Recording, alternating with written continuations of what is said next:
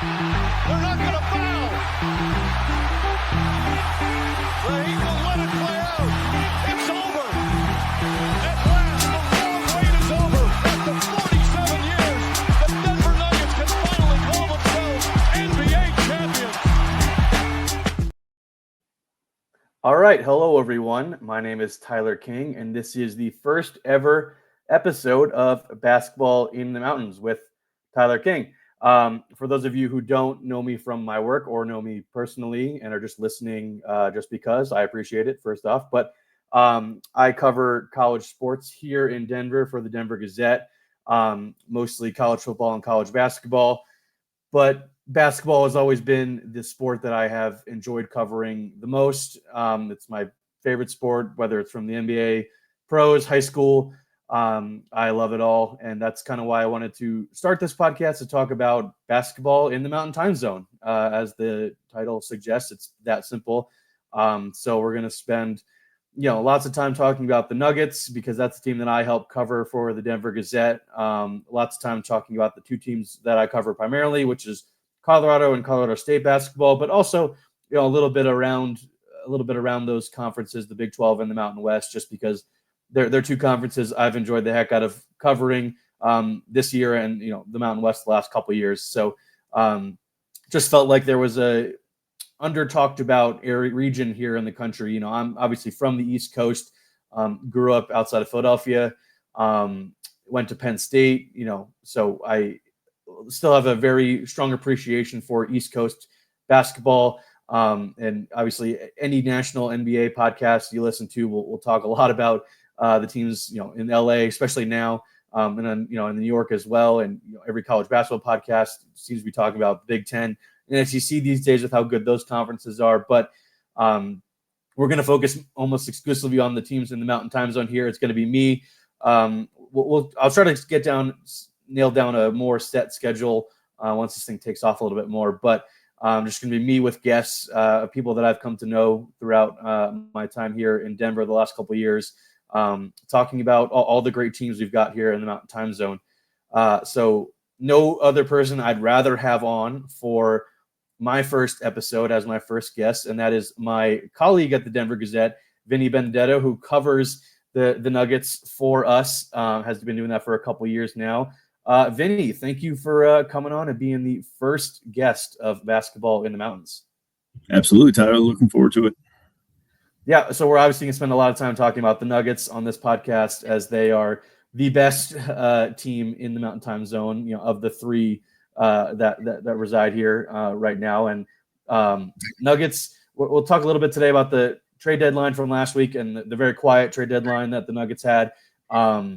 Get into where the Nuggets stand going to the All-Star break coming up this weekend with the Nuggets really playing some really good basketball as of late and looking like it feels like the second best team in the Western Conference behind the Thunder. I mean, it just feels like the Nuggets have really taken a step forward in recent weeks. So, Vinny, we'll start off with the trade deadline. Obviously, I'm not sure if you were expecting anything from the Nuggets. I don't think we were expecting any kind of big moves. There was the Michael Porter Jr. rumors earlier in the season, but those seemed to fizzle out with how well he was playing. And even I think it was last week or 2 weeks ago, Michael Malone said flat out, we're not trading Michael Porter Jr. I mean, Calvin Booth made some interesting comments on deadline day after the Nuggets didn't make a move. I mean, just kind of what was your overall takeaway of the Nuggets' decision to stand pat and trust this roster going into the postseason here? Yeah, I don't think it was much of a surprise just because if you, if you looked at the situation and what the Nuggets had at their disposal to make a move, there just really wasn't much there. As soon as Zach LaVine got dealt to Sacramento, I think that was the end of any potential Michael Porter Jr. deal. And then you're looking at moves on the margins in terms of, Calvin mentioned if they were going to do anything, it was going to be the type of move for, depth behind Nikola Jokic. I think guys like Jonas Valanciunas or, I think there was some Rob Williams. Boucher, I think was up there. It was in there. Maybe. Yeah. Some Rob Williams smoke, but all of those deals, it felt like, Washington got a better offer than what Denver could have pulled off for Jonas. Denver has the 2031 first round pick and Zeke Naji and Dario Saric contracts. Like, I don't think they're coming off the 2031 for a backup center when they've been so comfortable using Aaron Gordon in that role in the playoffs. I don't think anyone really had much interest in Zeke ahead of, the 3 or 4 game run he's been on recently. I think the Nuggets were just kind of in a pretty tough spot when it comes to resources at their disposal to improve. So the quiet deadline, I didn't feel like was much of a surprise. Yeah, obviously just I think it was 1 or 4 teams that didn't make a move at all at the deadline. I agree with you. I think the only spot you would have liked to maybe upgraded was backup center. That's been an issue for years now for the Nuggets. But, they made it work in 2023 with Aaron Gordon at backup 5. And that obviously is going to be the plan going forward. Calvin Booth said as much that they're not really counting on DeAndre Jordan past the regular season to do anything. Zeke Naji, it seems like they're really committing to him at the 4. So looks like it's just going to be a lot of Aaron Gordon at the 5, in that playoff rotation, which we'll transition to next because I want to ask a little bit about the emergence of some of these young guys recently and kind of who could make their way into a potential postseason rotation. We know Michael Malone, it's going to be short. It's going to be 8 guys likely at most, especially once you get past the first round. And, the Nuggets have had to try some different guys out there recently with Russell Westbrook's injury. Still no timeline for him, it sounds like. Peyton Watson's going to be out for probably 2 more weeks at least with the hamstring. So, or as we see the knee and Russ was the hamstring, I forget which one it was. Peyton's the knee, Russ is hamstring.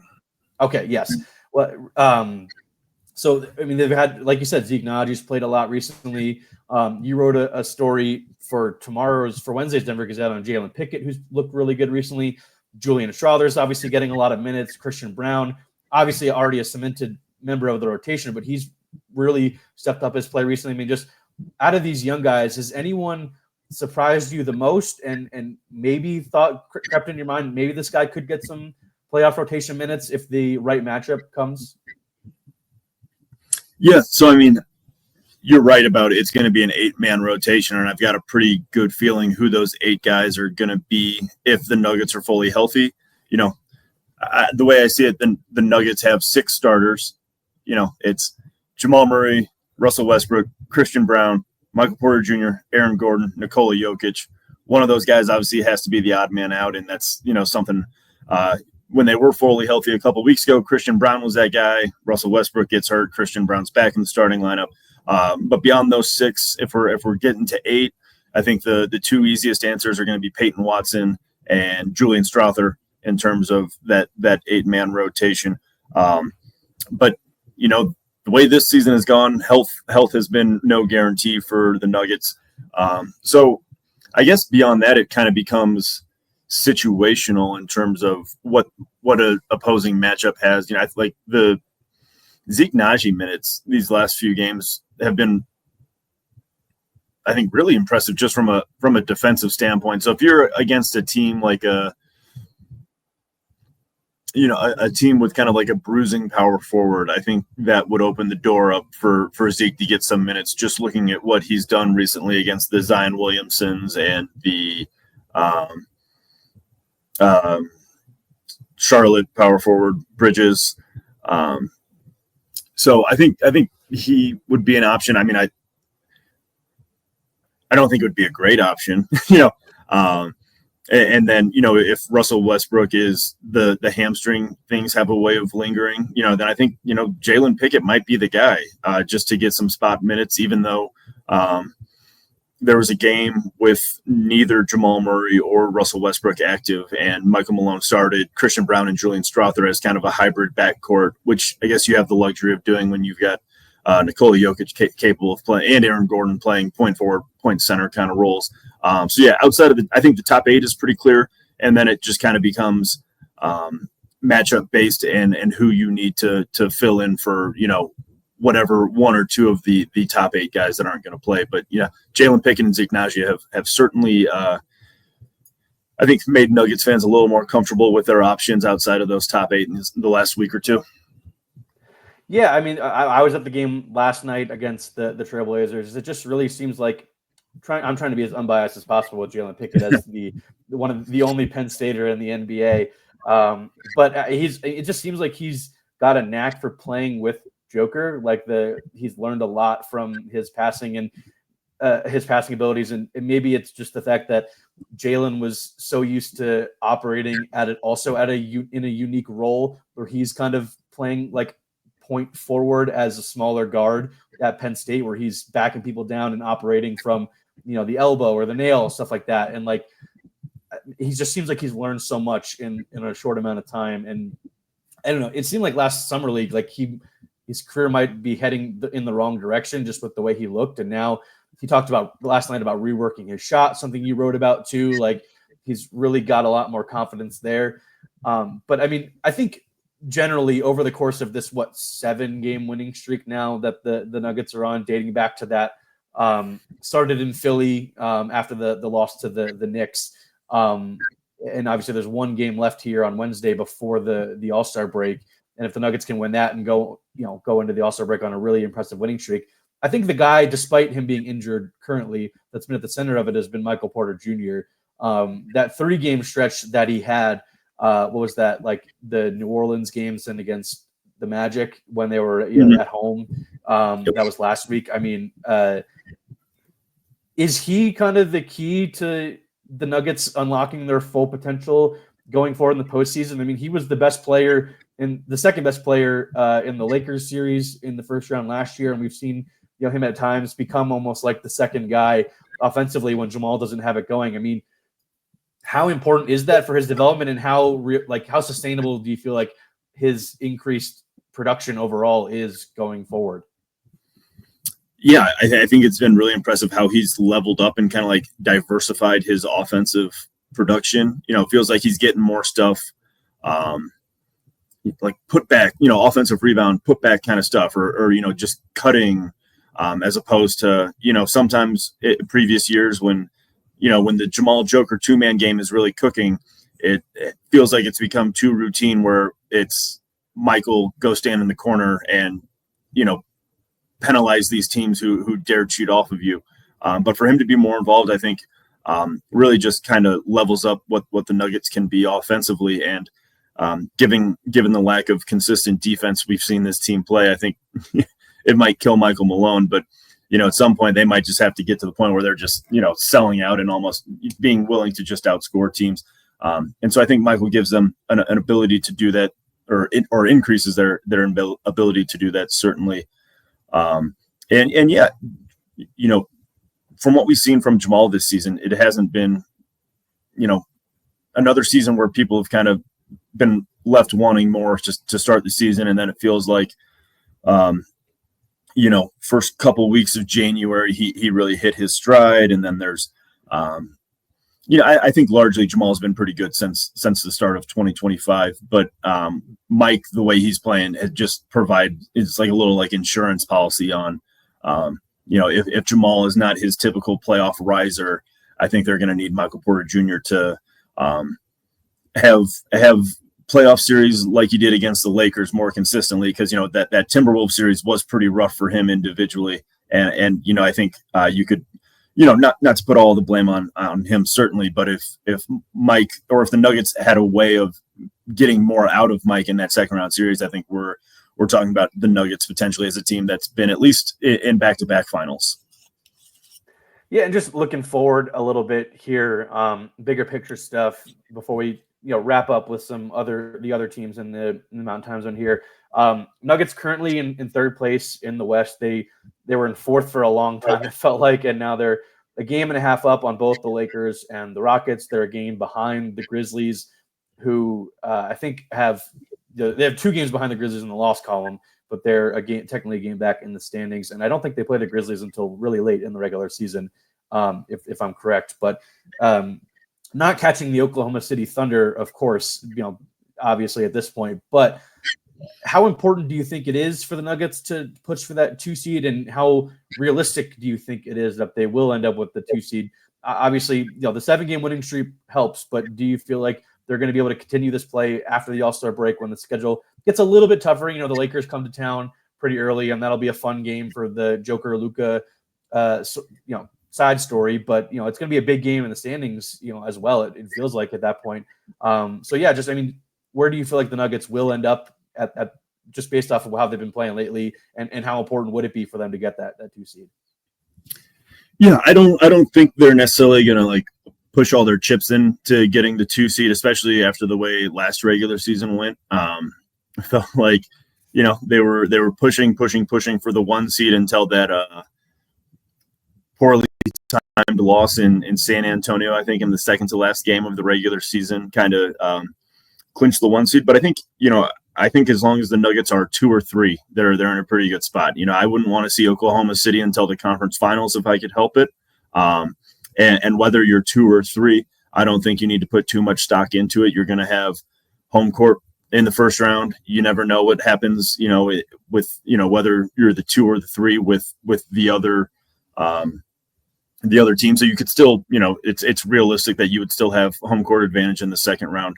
I think it's, I think it's very, very likely the Nuggets end up 2 or 3.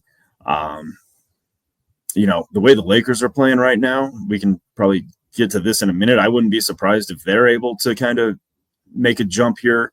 But for the Nuggets specifically, I think the All-Star break is coming at a really good time. You just look at, I think Aaron Gordon probably tops the list of guys who could use an extended break off of his feet. It's a good time for Russell Westbrook, and Peyton Watson won't be back right out of the All-Star break, but it's a good time. If he's probably, I think, 2 or 3 weeks away from being reevaluated again, so having one of those weeks come without missing any games, I think it is really beneficial for the Nuggets. So as long as they can kind of get right and take steps toward getting healthier, I think the Nuggets should certainly feel pretty good about their chances about being 2 or 3 in the West. Yeah, the West in general just feels really mixed together once you get past Oklahoma City. Like, it's a big jumble of teams. I do think the Nuggets are separating themselves from that pack a little bit. You could maybe consider Memphis in doing so as well, just with how they've played all season, despite John Morant seemingly being in and out of the lineup constantly.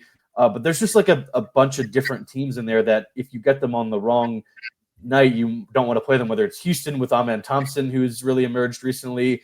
The Clippers are playing really good ball. Surprisingly, if Kawhi Leonard's healthy in a series, that's something you might not want to deal with.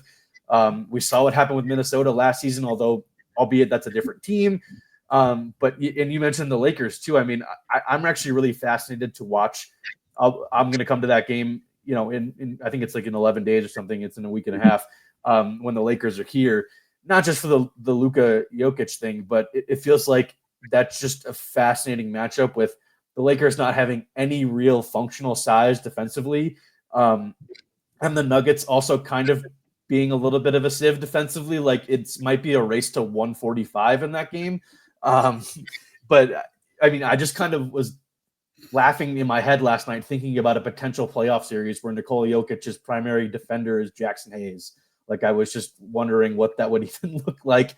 They're playing Dorian Finney-Smith at the 5 now that Mark Williams trade fell through, and that would be fascinating. But we'll move on just to wrap things up here. Talk a little bit about the other 2 teams in the Mountain Time Zone here in the NBA. Vinny, you were in Phoenix this past weekend covering the Nuggets trip there, brief 1-game road trip. The Phoenix is right at 500 right now. They're in 11th place in the West.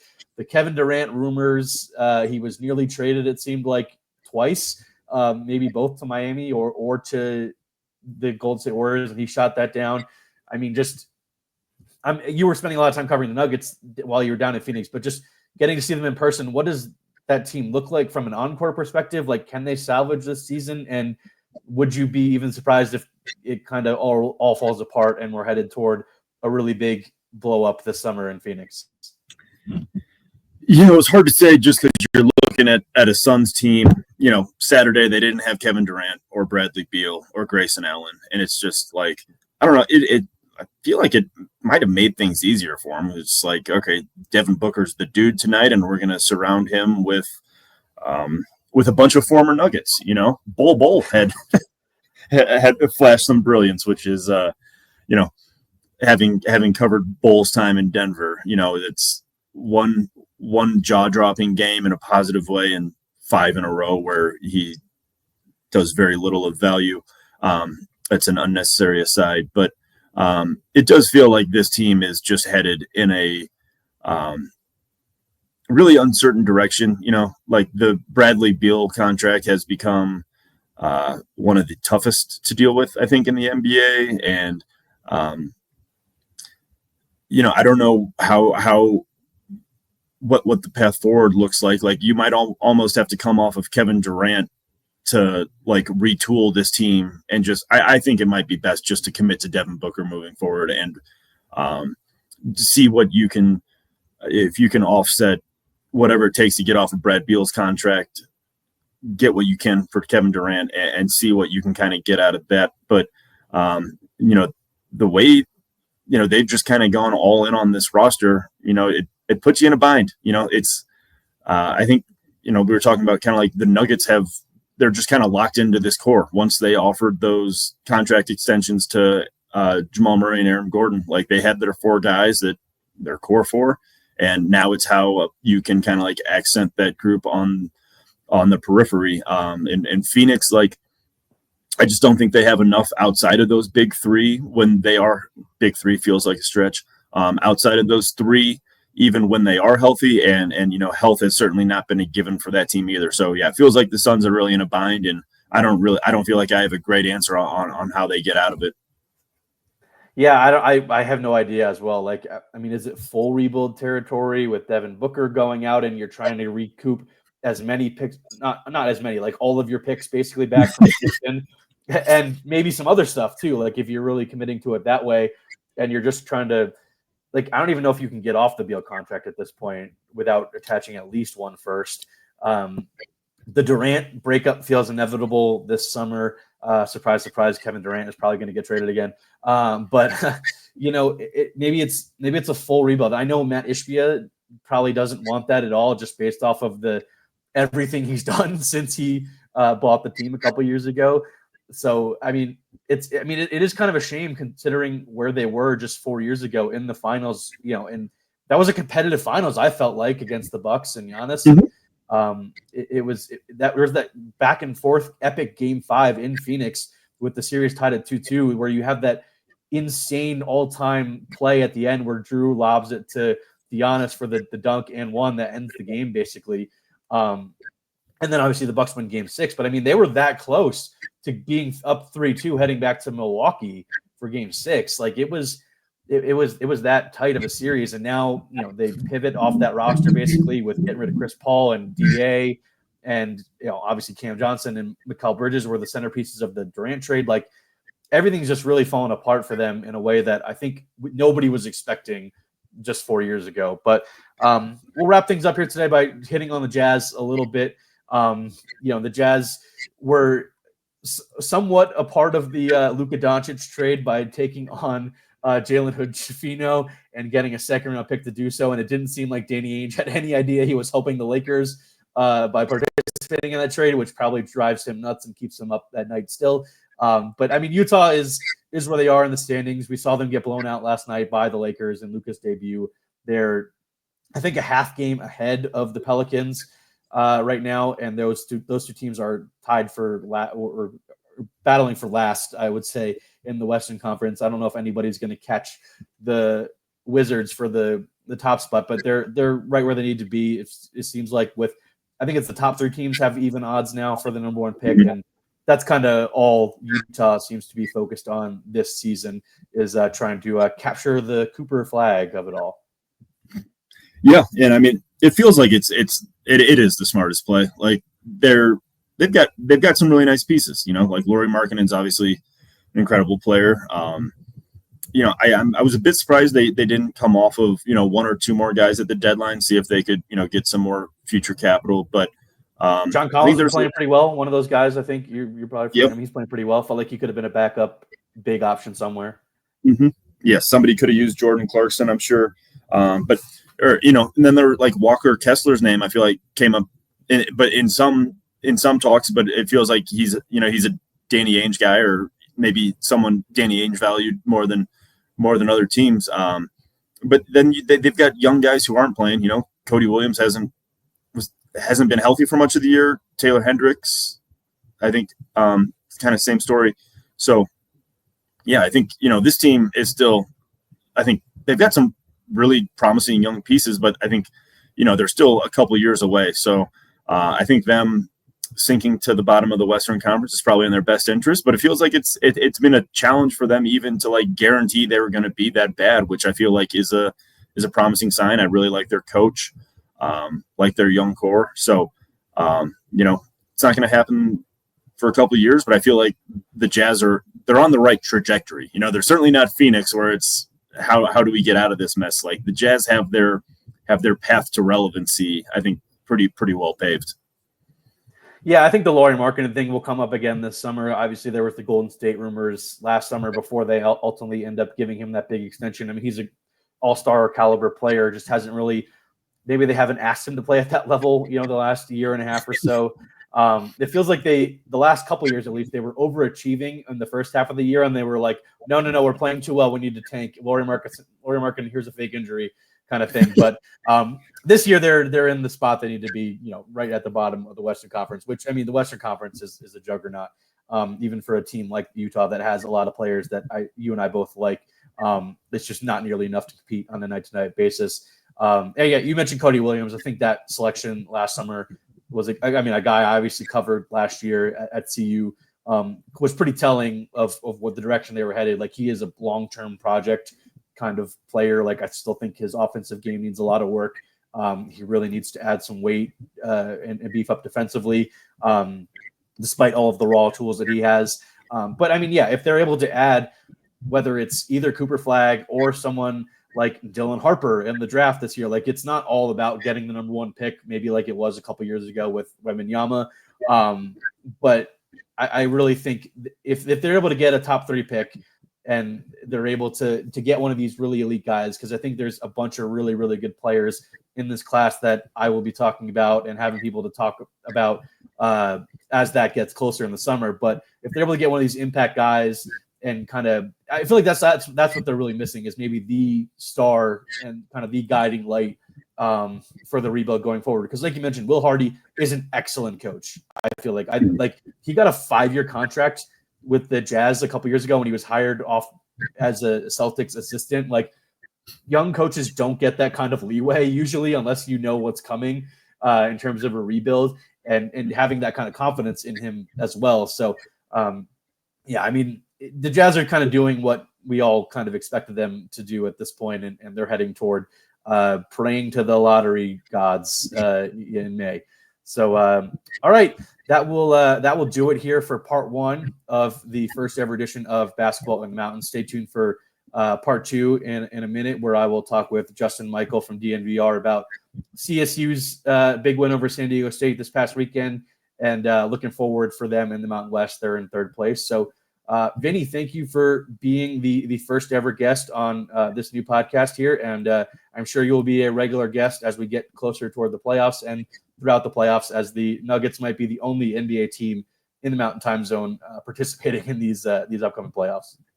Absolutely. I'm here whenever you need me.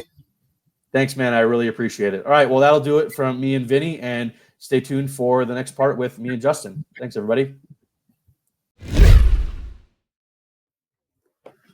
All right. We are back for part 2 of the initial Basketball in the Mountains podcast. Of course, I'm Tyler King. We are moving to the college basketball section of our opening episode, and no other person I'd rather have on to talk about Colorado State basketball, that's what we're going to talk about first today, is my good friend Justin Michael, who is over at DNVR, someone who I've gotten to know really well over the last couple of years. Justin, thank you for being one of the first guests on my podcast here. I'm honored, man. I'm sorry that all the bigger guests turned you down and you ended up here with me, but I think we can salvage a pretty fun hoops conversation. No, man, I'm stoked you started a pod, and I'm genuinely honored to be one of your first guests. Thanks for having me. Yeah, as I mentioned in the open of this before we had Vinny on, obviously one of the biggest reasons I wanted to start this was because of how much I've really enjoyed getting to cover hoops in this area over the last couple of years, and one of the biggest things about that is getting to cover the local teams. Obviously, I cover CU and CSU primarily, but the first place I wanted to start off with for you is talking about the atmosphere the other day that we got to be a part of against, with CSU beating San Diego State. Moby was sold out. I mean, I still remember my first trip to Moby. The first game I got to cover was the Border War 3 years ago, which was the obviously when both teams were really good, made the tournament that season. And that was my introduction. I was like, wow, this is just an incredible environment. And, we've had plenty of those the last couple of years. And I think last Saturday was just one of the latest ones. So, I mean, obviously this is, you went to CSU, you've been a fan your entire life. This is a program that is near and dear to your heart. I mean, just kind of, does it ever get old just kind of being a part of that atmosphere that you obviously, you and I were sitting next to each other during the game the other night? Just kind of, how cool is it for you every time you get to be a part of that kind of awesome college hoops environment? I mean, I'm a college basketball sicko, and I romanticize the tradition and everything. So it definitely never gets old for people like me. I've talked about it a little bit on my show, but I grew up a CSU fan. My dad went to CSU, so it was certainly, in my roots. But watching kind of the rise of the basketball program between like 2011 and 2013, when all this kind of started under Tim Miles, it was a big part of what sold me on why I wanted to go to CSU in the first place, was seeing that Moby, the atmosphere and wanting to be there each and every night. And I've kind of found a way to do that professionally, even after my student days, which has been really cool. But I think Moby definitely gets slept on in terms of the sporting atmospheres that you can experience in this state. Like, there's a lot of great ones. Going to a Broncos game's a blast. I'm a CSU guy, but even I can admit that Folsom is an incredible venue. I mean, the backdrop there, like it's epic. But there's just a little bit more buzz in Moby than I would say the other basketball arenas around the state. And I mean, that was the peak. Orange out, like against San Diego State, it always carries a little bit more of a buzz. They're the kind of standard, the face of the league that you hold yourself up against. And I think the community kind of understood the assignment of, this game matters a little bit more. We're going to, take it from a 9 to a 10, but I love it, man. And anybody that hasn't been up there, I highly recommend it. And there's some fun games coming up. Wyoming, Utah State. Don't miss out. Yeah, I mean, I'm a college basketball sicko too, obviously. I mean, I wouldn't have started this podcast if I wasn't. But, I mean, I love old gyms. And Moby is just, every time I get to go there, it's awesome. I love the Ram meter with the McDonald's logo, at the south part of the stadium, the student section. I mean, it does get really loud in there. And that's something I didn't really get to experience in college. Obviously, I went to Penn State, and, despite growing up as a Penn State basketball fan, and I still care about the program even after I've graduated, but it's just the Bryce Jordan Center just cannot rival some of the smaller gyms across the country. Like, it's too big, for a program that doesn't have as much of a following. So I never really there was a couple, I mean, Penn State was pretty good when I was in school, but didn't get to experience a ton of great atmospheres, kind of like what CSU has the last couple of years. I mean, it's just, like I said, I love old gyms, and that was really fun to be a part of. Then obviously CSU winning, which we'll talk about, helped too. I mean, that was the San Diego State is, some of the players are talking about after the game. They are the marquee program in the Mountain West and have been for a while now. But so it is always a big deal when CSU gets a chance to play them. And obviously CSU beat them last year in Moby. But I mean, that was just, kind of know what you expect when you're playing San Diego State. It's going to be a rock fight, and that's exactly what it was. I mean, but I think the most impressive aspect was Nick Clifford on a night where nobody really had it going offensively. He was able to take over and be the best player on the floor, and really carry CSU, especially late in that first half and then in that second half too. Just kind of, Justin, what was your big takeaway from that game? Obviously, CSU moves into sole possession of third place. It was just a huge game in the standings, and they rose to the moment, so to speak. Yeah, I'm right there with you. I think you're spot on in terms of your assessment. And San Diego State, they're so physical. They're almost always going to dictate the tempo and just the general intensity of a matchup. And they're one of those teams that can punk you and bully you if you allow them to.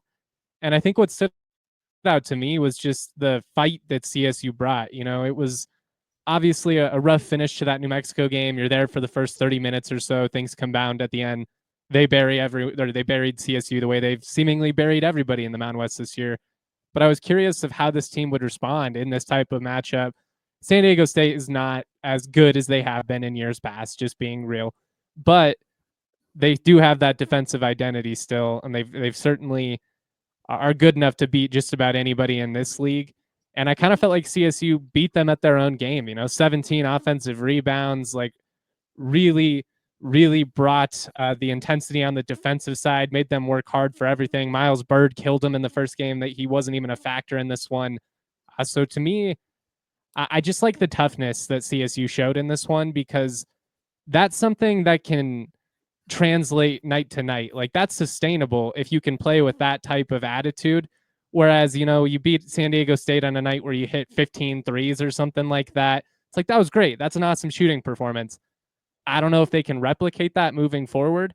I think what they did to San Diego State is generally a recipe for success for the rest of these games down the season. And honestly, I don't think CSU is a team that anybody's going to want to face down the stretch, especially in the conference tournament. They've got that bid stealer vibe going just because of how hard they do play on the defensive side. Yeah, and you look at the personnel, and it feels like they should be a good defensive team. I mean, Neek has always been a really good defender. Jalen Lake as well. Ethan Morton, is an incredible defender. I mean, I see this every time I see him. I say this. It feels like his arms go all the way down to his knees. He's just got incredible wingspan, and he competes so hard on that end. But I mean, even guys like Kyan Evans has turned into a really good point of attack defender. And the young bigs are still growing in that aspect, but they're getting better game after game, it feels like. And I agree with you. I do think it is sustainable. And that's something that I think Ethan Morton was talking about after the game, was that they didn't have that identity early in the season when they dropped some games that maybe they could have won or would have really helped their potential NCAA tournament resume. But now they've really kind of found that as we've gotten into January and now into February. And they've got one of the best defenses in the Mountain West. But I think the other thing that could really be sustainable going forward is the depth that they've got. I mean, you've just got a bunch of quality guys you can go to, like even the last couple games where Kyan Evans, who you want him out there because he's become a really, really good player this season. But if he's getting into foul trouble, you trust guys like Bowen Bourne, Keyshawn Williams, like these veteran point guards that have been around, at various stops around the country. They can come in and give you good minutes. And the same thing goes for the bigs. Like we saw Saturday, Jalen Crocker-Johnson, Rashawn Bama both get into foul trouble. And even though Nikola Joppa, who they've played a little bit more recently, wasn't available, a freshman and Kyle Jorgensen comes in and gives some pretty good minutes despite seemingly dealing with some calf cramps. So what do you feel like? How do you feel like the depth has improved throughout Nico's tenure? And do you feel like this is maybe the most or the deepest they've been under him? That's a good question. I mean, I think it's probably the most versatile lineup that they have. I think they've got a couple of guys that can fill different roles, especially when it comes to the 4s and 5s and having a little bit of flexibility there that they didn't really have in years past. I mean, Scott was great last year, don't get me wrong, but he was obviously a one and done. I don't know if they have the star power of a team that had, Isaiah and David at the same time. Like, I think those two carried just so much weight and they were so good. They were so dynamic together that it's hard for me to say this team is better, but I get what you're saying. Like, I think they're better suited in, like, if you were ranking the players 1 through 9, just in terms of like, these are your 9 best players, I think they're better suited 3 through 9 than they've been in years past. And I think they figured out the rotation, which was a big part of it, right? Like early on in the year, Bemba's hurt. It kind of makes Crocker Johnson have to slide to the 5. He's better suited to be a 4. You're playing Jorgensen a lot more initially than he was probably ready for, but I think it's one of those situations that is going to benefit him because now he's been baptized by fire and he's ready for the moment. So I like the construct of this group. I don't know if from like a skill standpoint, like they could probably use like one more guy that can create his own shot, that can get a bucket for you at any point. But I think Kyan is kind of turned into that guy. And so I think on a larger volume of touches for him, and then just kind of them letting him be a little bit more aggressive in terms of hunting his own shot, I think they're in a pretty good spot, all things considered. I mean, it was always going to be tough, right? Like losing Isaiah Stevens, and then I think they lost 5 of their 7 leading scorers on top of that. Yeah, and that's a perfect transition. I wanted to ask about Kaya next. I mean, I don't think anybody is going to confuse this team for the 22 team that won 25 games. Like you have David Roddy and Isaiah Stevens; those are the two of the 5 best players in program history. Like that's they won 25 games for a reason. But I do think they have a little, like you said, are more versatile, have a little bit more confidence in the guys like 7 through 10 on the roster. It feels like. But yeah, I wouldn't ask about Kyan Evans because one of the other things that I think we both looked at each other during the game the other day was when he hit that 3 on the wing and was talking trash all the way down the floor. Like he's got a pretty competitive, good competitive fire to him as well. And I think that's coming out more and more these last couple of weeks as his play has really stepped up. Like I think that's not a coincidence that he's getting a little more feisty while he's starting to play a little bit better. I mean, it was always going to be tough for him following in Isaiah Stevens' footsteps, and that's something I wrote about, in my College Basketball Insider for the Denver Gazette recently. But it really feels like he's starting to become the player the coaching staff thought they were getting, because they were high on him for a long time. We're really excited to get him and thought he was going to be a star level player in the Mountain West, and it feels like he's finally starting to blossom into that. I mean, just what about his game impresses you the most when you're watching him?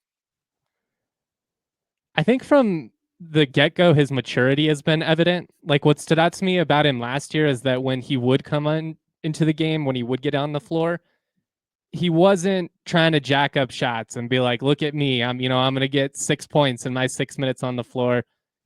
He showed that, like, the sense of, we're going to push the ball. I'm not here to be a facilitator. I thought even in a small stretch as a young guy, he kind of flashed some of that defensive prowess that he has, create steals. But this year, I just think he's gotten used to being more responsible for this team's offensive creation, and their production as a whole. Like Neek is your lead guy, and he's grown a ton as a facilitator too. But the thing that Kyan is starting to show that Zay had is not only can he run the floor for you and get an open shot for somebody else, just do your typical point guard stuff. He's a guy that might size you up one-on-one and just drill a 3 in your face. And I think he's found his confidence. I think there were some rough moments early on in the season, and it kind of showed why the staff did look at, veteran point guards in the portal. Like there's a world where Cardenas came to CSU instead of Boise State. He took a visit, and that obviously would have impacted Kyan's role. But I think especially long-term, and what's so exciting for CSU is, like, not only are you playing with house money at this point, you have a chance to maybe be a bid stealer and make another NCAA tournament. It's not the likely outcome, but we'll see.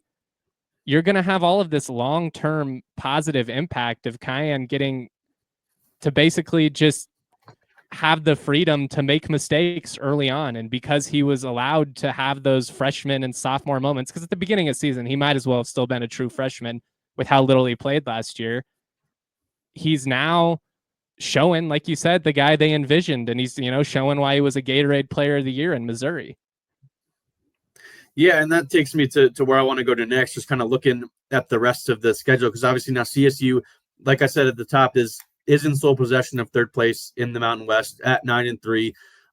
You've got 8 games left to go in the regular season. It obviously starts tomorrow night. We're recording this on Monday afternoon against Utah State in Logan, who's just had an incredible season. I mean, I'll probably talk about this, over the next couple of months, because it feels like they're going to make the NCAA tournament. I mean, barring a potential collapse down the stretch, but they keep doing it year after year with new coaches. They're just a really impressive program. But and that's obviously a tough place to go win. Talk about really fun gyms and good atmospheres in the Mountain West. That is right up there with them.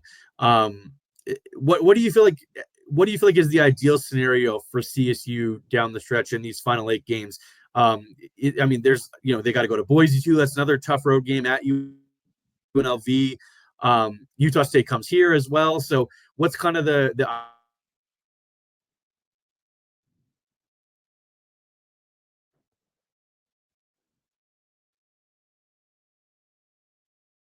just from the bubble perspective? I mean, Yep, you got me. No worries there. Yeah, we froze up there for a second. My bad.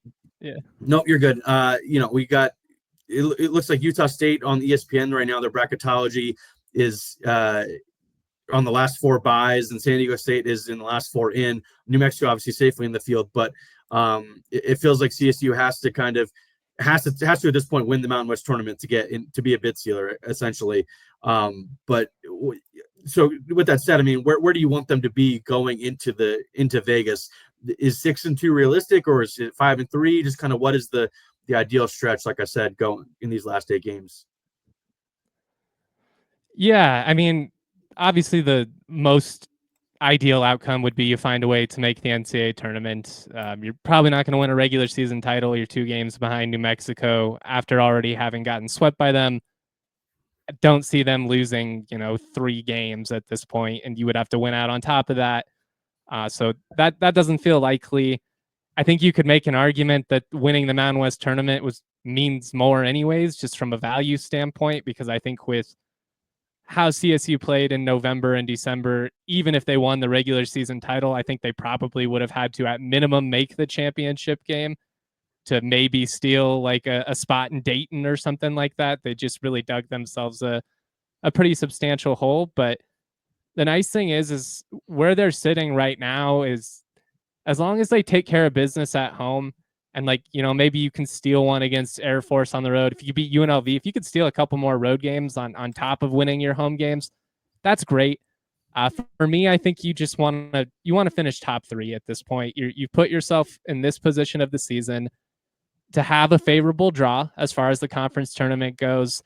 And I think, finishing second especially just gives you a really nice opportunity to, play your way to the title game. And at that point, anything can happen. Like, I don't think this team matches up super well with New Mexico. I just think UNM has a level of speed and athleticism that is overwhelming, but it's hard to beat anybody 3 times, right? So you never know. They're in a good spot, all things considered. Like, the nice thing is because of what happened earlier in the year, you don't have a ton of weight on your shoulder. It's not like last year where it felt like every single game is, oh my God, we're hanging on to this NCAA tournament bid, by the skin of our teeth. I like them. I think they're playing free, and I think if they can handle business here, it could get kind of interesting. What do you think? Like, am I selling it too short? Like, should I be demanding they go 7-1 or something like that? No, I think 6-2 is definitely realistic. Like, say you split against Utah State, and then I'm assuming they might lose tomorrow night, and then you get them back, in Moby in a couple weeks, and then you hopefully try to split the road games against UNLV and Boise State, steal one of those, and take care of business in the other games. I think 6-2 is realistic. 5-3 is probably more likely. Like, you probably lose both against UNLV and at Boise State, just with how tough it is to win on the road in the Mountain West. But I've been really impressed with this team. Like, I wasn't sure what to expect coming into this season. Like, I was really bullish on what Neek could do in his last year, and he has really blossomed into, he's probably not going to win Mountain West Player of the Year, but should get more votes than he probably will. Like, I think the gap between him and Donovan Dent is closer than maybe people would suggest it is. Like, he is really that good.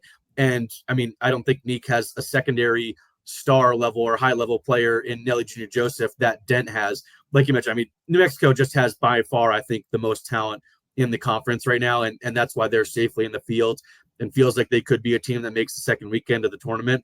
But I really have been impressed with CSU. We talked a lot about Kyan Evans. Like, I think he's really blossomed. I like the 2 bigs. I think Rashawn Bimba can be almost like a microwave scorer on the post if he's in foul trouble and out of foul trouble and in a rhythm.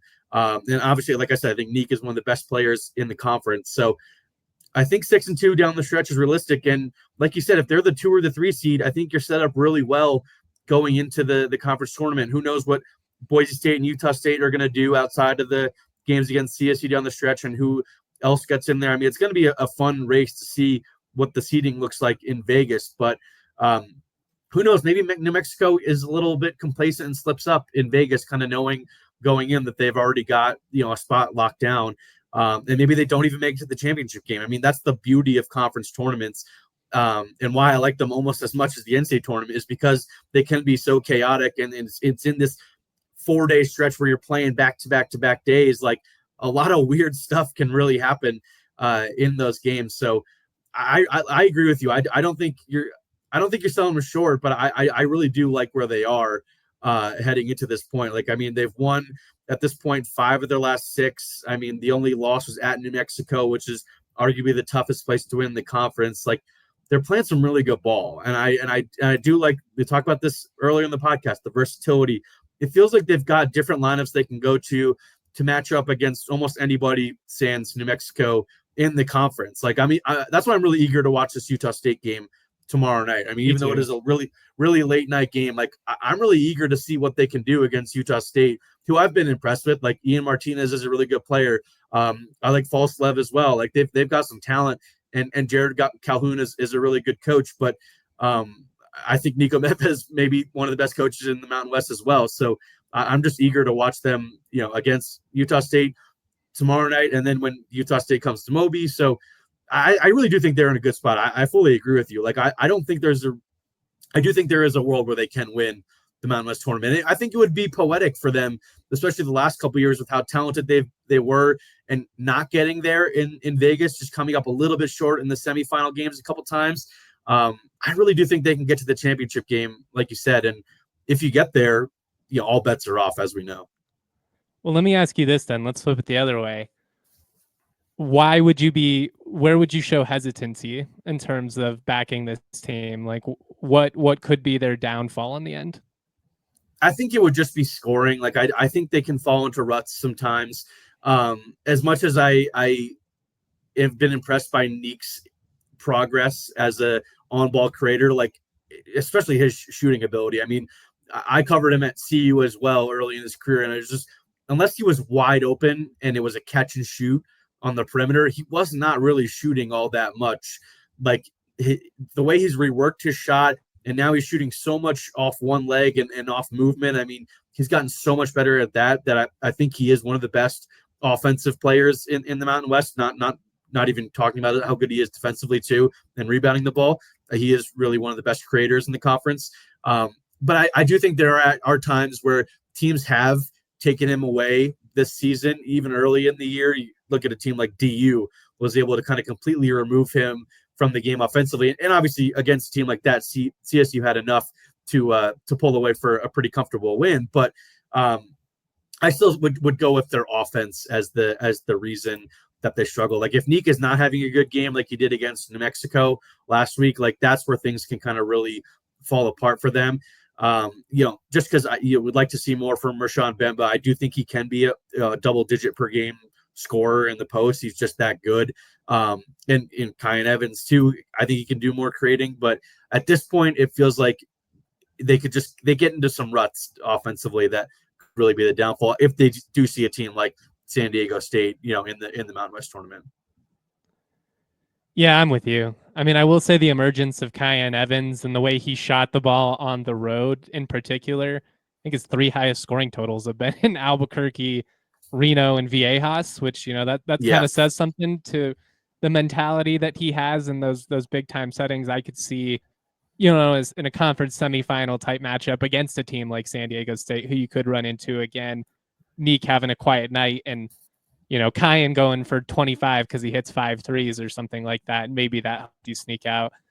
What makes me worried is in some of these bigger games is that the games where Neek and Jalen Lake both are off shooting, that's basically been a recipe for disaster for CSU. They're so dependent on at least one of those guys hitting like 2-3 threes in a game that when they have those 1 for 13s like they did in New Mexico, it's just tough to overcome.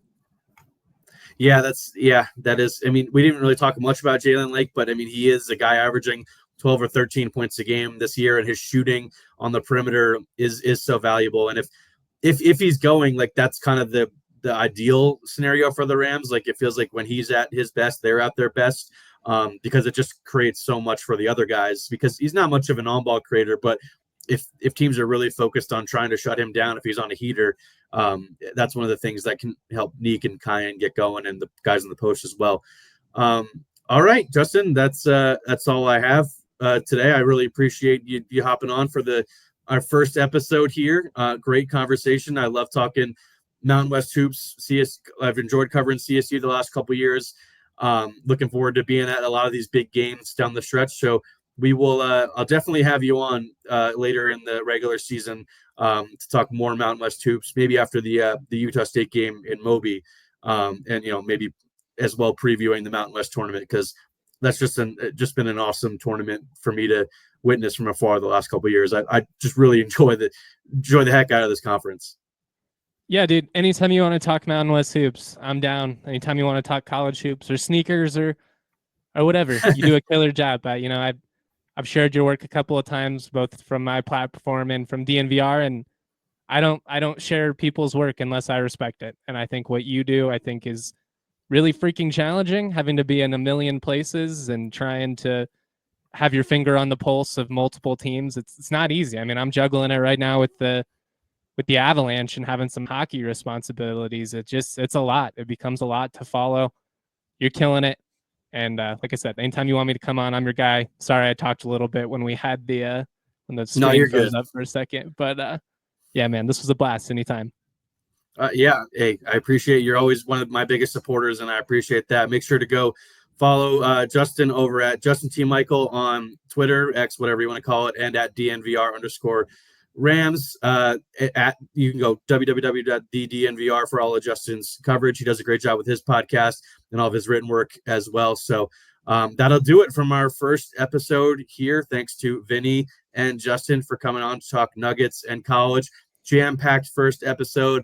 Like I said at the top, hopefully I get to do more of this where it's me and some guests all the time, and hopefully eventually getting some players and coaches on as well to kind of make this what it's all about, which is basketball in the Mountain Time Zone, one of the underrated places in the country for hoops, because there is great hoops here, and I enjoy covering it. So thanks to everybody for watching on YouTube or tuning in on Spotify, wherever you get your podcasts. Really appreciate it, and be sure to like, subscribe wherever you're watching / listening, and stay tuned for the next episode, which hopefully will be coming later this week or early next week.